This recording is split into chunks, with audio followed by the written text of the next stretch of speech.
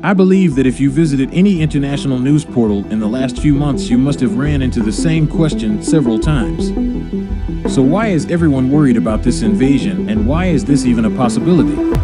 Spokesperson Wang Wenbin said that Taiwan is part of China. China's military exercises around Taiwan, sending a record number of jets into its territory. After U.S. House Speaker Nancy Pelosi visited the self-governing island. Well, China and Taiwan has a complex and far-reaching history with each other, and we have to speak about it a bit before so we can understand the current situation. For centuries, Taiwan was ruled by China and did not stand a chance to change this fact. During this period, Taiwan became increasingly integrated into the Qing Empire. Only after the First Sino-Japanese War in 1895, Japan occupied the island with a few others as well, shifting dominance from China to Japan in the Asian region. Japan quickly started developments on the island, resulting in important influence and large investments. The government even encouraged Japanese companies to build and develop there. Japan even helped to establish the Bank of Taiwan, encouraging the private sector to come to the island. After the Second World War, Taiwan was back in the hands of China with the help of the United States.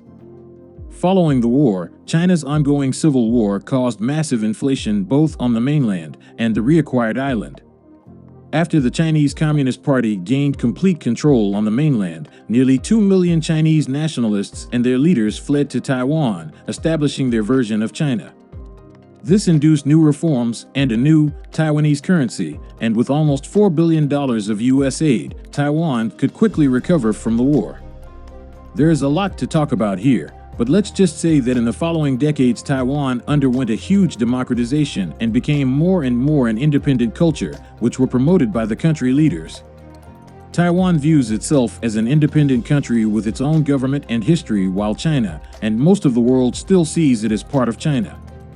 Only a few small countries recognize Taiwan's sovereignty, like Paraguay or St. Lucia, for example.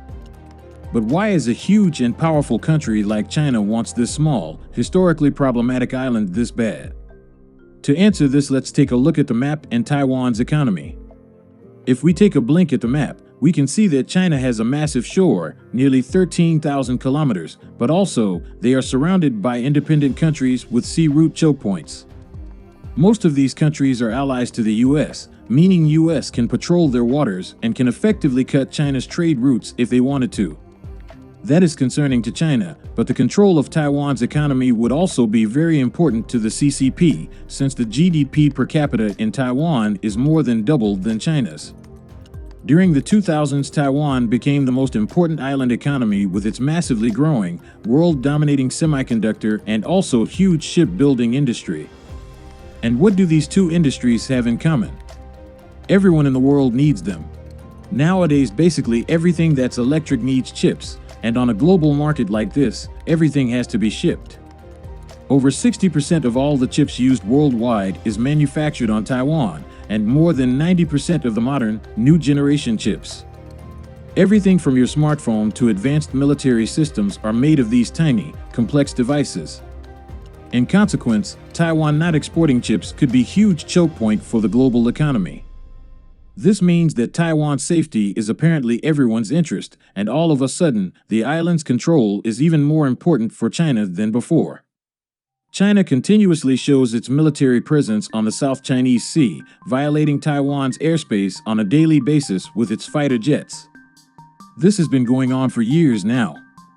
However, these military drills and violations have escalated when U.S. Congresswoman Nancy Pelosi announced that she is visiting Taiwan, showing support for the island. Immediately after the announcement, China published its largest ever military drill plans, of course around Taiwan. China's military has planned a series of live ammunition drills, starting on 4th of August, that would mark a direct challenge to what Taiwan defines as its coastline. Coordinates for the drills indicated that they could take place as close as 10 miles from Taiwan's coast, well within the area that Taiwan says is a part of its territorial waters and closer than previous tests during a standoff 26 years ago. On Taiwanese social media, jubilance sat alongside anxiety over what could be the riskiest military standoff with China in a generation. Although much attention has been on Speaker Nancy Pelosi's visit to Taiwan, the real potential for a military conflict comes now that she has left. A post on Chinese state media offered coordinates for 6 swaths of sea surrounding Taiwan, 3 of which overlap with areas that Taiwan says are a part of its territorial waters. In its warning, China's military called for all boats and airplanes to avoid the areas it identified for 72 hours.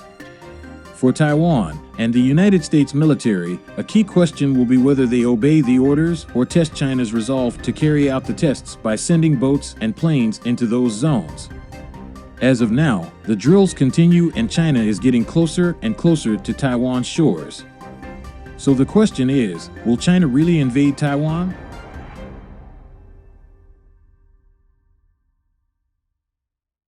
The possibility of this event is out there, of course, but even though China's army is clearly much more powerful, Taiwan has the US on its side. Also, geographical reasons make an invasion more difficult too.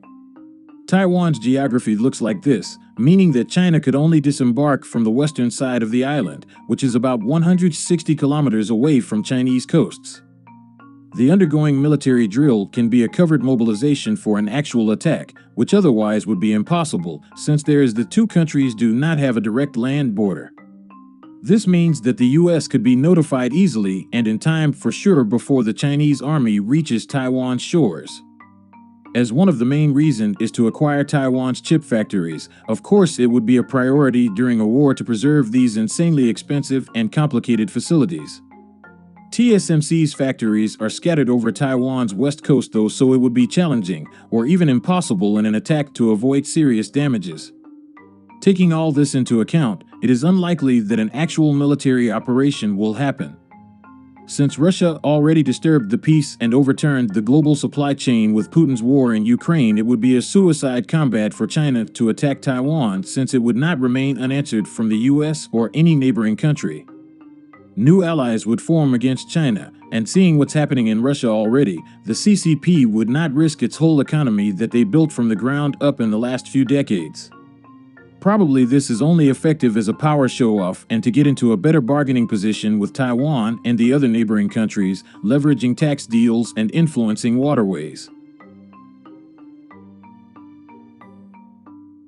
What's next? Well, if the war in Ukraine, and thus the energy and material shortages continue, we may see the tension strengthen between China and Taiwan too, since Russia and China may come to an alliance agreement about the New World Order. This could result in unforeseeable events. Since you made this far in the video, I hope you liked it. Please subscribe so we can continue making videos like this.